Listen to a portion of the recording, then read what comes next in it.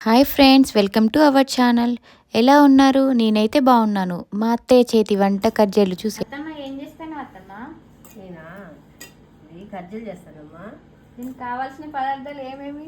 ఏమేమంటే బొంబాయి రవ్వ అరకేజీ, చక్కెర అరకేజీ, పావు కేజీ కుడక, అన్నీ విలాచీలు వేసుకొని మంచిగా కలుపుకొని అక్కడ పెట్టుకొని మళ్ళీ పూరీలు చేసుకొని కజ్జలు చేసేసేయాలి. రవ్వను వేయించుకోవాలా? నేతిలో వేయించుకోవాలమ్మా. నెయ్యిలో వేయించుకోవాలా? ఇందులో జీడిపప్పులు బాదం పప్పులు వేసుకోవాలి? అవన్నీ అవసరం లేదమ్మా. ఇందులో నార్మల్ అనమాట. నార్మల్. ఓకే.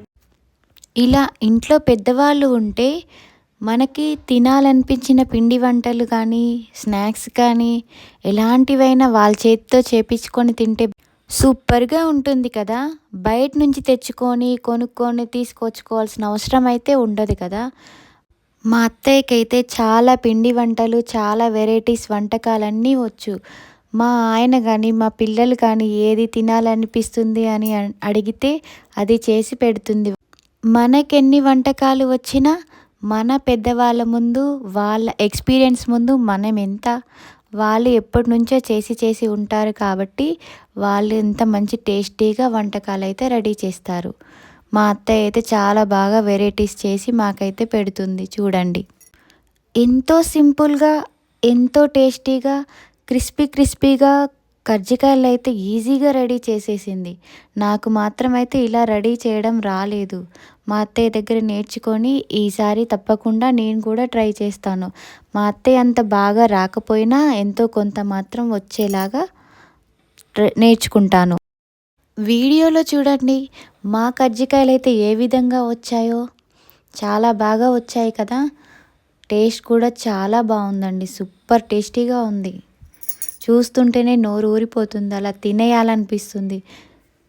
మా కజ్జికాయలు మీకు నచ్చాయా వీడియోలో చూస్తుంటే? ఇది గజ్జలు ఇలా చేసుకోవాలి. గజ్జికాయలు చెక్కతోటి చేసుకొని ఇలాగా అన్నీ సిమ్లో పెట్టి మంచిగా ఎర్రగా కాల్చుకోవాలి. ఎర్రగా కాదు నల్లగా మంచిగా కాల్చుకోవాలి. అప్పుడు టేస్ట్గా ఉంటాయి. ఇగోమ్మ చేసి టేస్ట్ చూసి చెప్పమ్మా. సూపర్ సూపర్ ఉన్నాయి అత్తయ్య.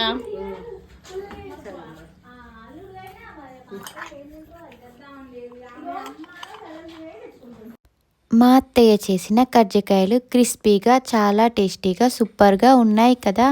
వీడియోలో చూస్తుంటే మీకు నచ్చితే మీరు ఈ రెసిపీని ట్రై చేసి ఎలా వచ్చిందో కామెంట్ చేయండి. మా వీడియోస్ కనుక నచ్చినట్లయితే లైక్ చేయండి, షేర్ చేయండి, సబ్స్క్రైబ్ చేయండి. ప్లీజ్ మాకు సపోర్ట్ చేయండి. Thank you friends.